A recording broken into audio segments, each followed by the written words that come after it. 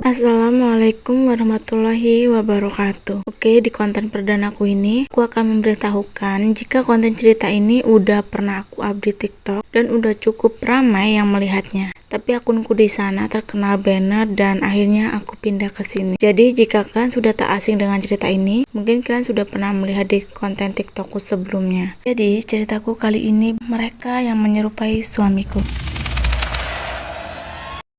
Gimana reaksi kalian jika suami kalian yang tiba-tiba pulang ternyata bukan suami asli kalian? Jadi cerita ini real aku yang dengar sendiri karena ini tuh kejadiannya di desa aku dan udah cukup lama juga kejadiannya, yang mana yang mengalaminya ini tuh tetangga ibu aku sendiri. Oke, jadi ceritanya ada pasangan muda yang belum memiliki anak, sebut aja Mbak Asmi dan Mas Adi. Ini nama samaran ya guys. Rumah Mbak Asmi ini tuh sama rumah ibu aku ini tuh sebelahan, cuma agak berjarak gitu ya, namanya desa bukan kayak kota yang berdempetan gitu. Nah, kerjaan suaminya Mbak Asmi ini tuh sebenarnya aku kurang tahu pasti kerjaannya apa, tapi yang pasti setiap 1 minggu sekali pasti baru pulang dan di rumah itu pun hanya 2 malam. Nah, pas hari itu Mas Adi ini tuh udah waktunya berangkat karena dia memang udah berada di rumah 2 malam. Berangkatlah dia sekitar jam 4 sore. Mbak Asmi ini tuh karena udah biasa ditinggal pergi, dia nampak biasa saja dan tidak memiliki firasat aneh. Pas malam tiba nih, seperti biasa Mbak Asmi selepas sholat isya dia langsung rebahan karena pada zaman itu TV masih belum ada dan ibuku aja juga belum punya TV, masih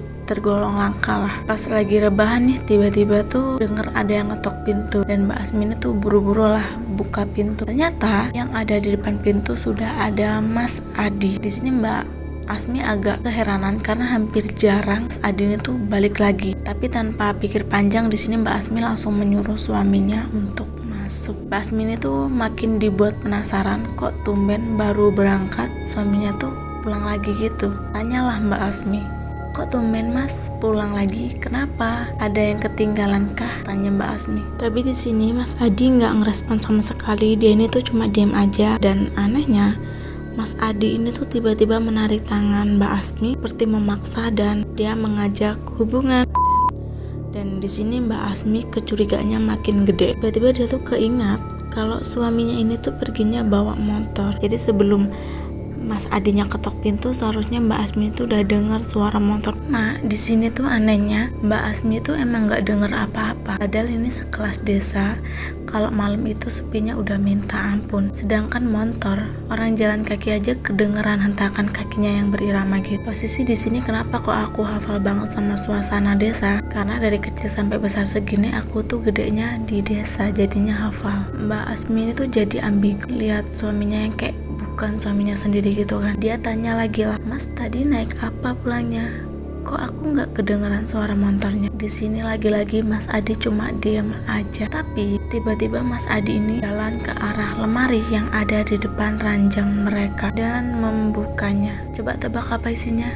Ya, motornya ada di dalam lemari. Di sini Mbak Asmi udah nggak bisa berkata-kata lagi. Dia menyaksikan kelakuan aneh suaminya sendiri. Apalagi buat manusia yang gak ada kekuatan hero macam kita, kan mustahil masukin tuh motor ke lemari. Setelah kelakuan aneh yang Mbak Asmi saksikan langsung, Mas Adi ini tuh terus mengkode Mbak Asmi agar segera ke ranjangnya, kayak melambai-lambaikan tangannya. Yang jelas di sini Mbak Asmi udah tahu itu suaminya atau bukan. Akhirnya dia pura-pura izin mau ke kamar mandi dan Mbak Asmi itu lari ke rumah ibu aku. Dia cerita semua yang dia alami, terus kata bapak sama ibu aku suruh nginep aja malam itu. Dan bener aja nggak ada yang nyariin sampai pagi pun. Aturannya kalau emang itu bener suaminya tetap nyariin istrinya dong yang sampai malam nggak pulang, iya kan? Dan bener aja pas udah pagi Mbak Asmin itu ditemenin sama ibu aku buat cek rumahnya dan nggak ada siapa-siapa anjir. Berarti bener-bener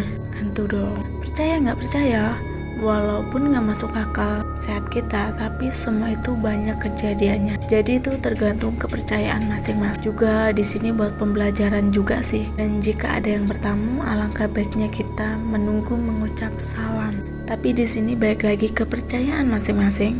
Aku juga nggak maksa kalian buat percaya cerita ini. Karena buat pribadi aku sendiri, aku hanya diceritain soal kejadian yang pernah terjadi di masa lalu. Oke, buat kalian yang cerita horor, misteri, kalian bisa subscribe channel ini dan jangan lupa klik tanda lonceng agar kalian tidak ketinggalan kisah-kisah yang lebih seram dan menegangkan lainnya. Oke, sekian dari aku. See you next time. Bye bye.